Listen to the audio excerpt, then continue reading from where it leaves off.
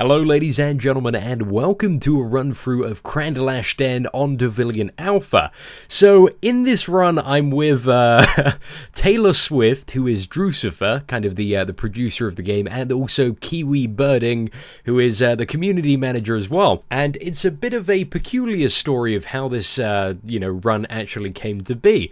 So I got up this morning about 10 o'clock, it's a Sunday, I was being quite lazy, and I was watching Twitch on my phone while eating my Rice Krispies. Obviously it's Extra Life this weekend, so I thought I'd tune into Trine Worlds, and I saw that on the channel was Kiwi Birding playing Devilian, and because she had been up for like 20 something hours, she was in Krandlash Den, but just kept on dying to like the penultimate boss, which is like quite a bit easier than the final boss. So I like ran to my PC, I was like, I gotta help her out. So I log into the game and I put in announce, Kiwibird, do you need help? And she's like, yeah, sure thing.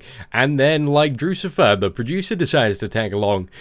So yeah, it was a pretty all-star run, as you can see, absolutely tearing stuff up on my Berserker here. I'm really liking the Berserker. It's an incredible class. I'm really torn between that and the Cannoneer. It started off a bit slow for me, but once I played around with all the specs and kind of got familiar with it, I find it so rewarding and very fun to play. You feel like there's a lot of weight to your attacks when you're kind of going in there and like slashing people and doing your flame tornado, and it just feels like a really satisfying class to play. I'm still working around with my build to find out what is the most optimal for leveling, but at the moment the spell sword seems like a very viable option, and that's just because of the raw amount of self-healing you have. You've got this ability that you can use once every 30 seconds that restores 50% of your health, which is absolutely huge, and every time you use the ice ability, it restores anywhere between, if you talent point it, it's 2 to 6% of your life for each enemy hit, so you just feel kind of extremely tanky with all this self-healing that you have. And I think there are also a few other things in the game which restore, as you can see, like occasionally when I'm dealing damage, I'm getting like healed, and I think there's some sort of thing that restores health based on the amount of damage I do, but I'm still very new to the class and trying to understand exactly what is going on. But I'm definitely getting there, slowly but surely. One of the things I also discovered this morning is that this is actually the first time I've ever done a group dungeon in Devilian, and it is exactly the same difficulty as if I were to enter the dungeon solo.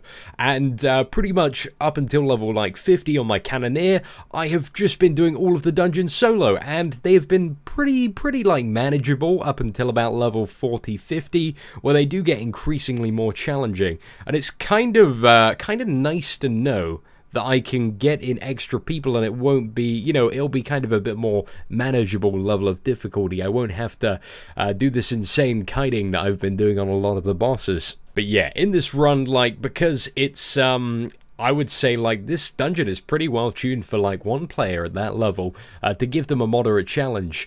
But if you have 3 people, it's just so quick and so easy. You'll just see we're absolutely tearing through everything.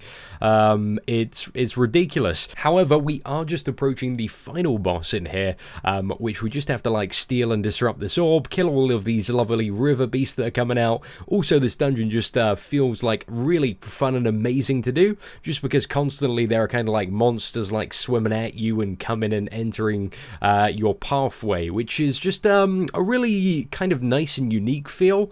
From playing a lot of MMORPGs, just that stuff doesn't seem to happen in a lot that I've played recently, so it's nice to kind of just feel people are coming to attack you and stuff, instead of you just go into a castle and there are mobs walking around and you can avoid or kill them, basically. So that's quite fun. Anyway, this is the final boss, a very kind of angry tree monster-ish thingy. I have no idea what it is. It's Lady Krandlash. This boss has quite a few cool abilities. You're not going to get to see all of them here, but she kind of shoots out frontal poisonous waves.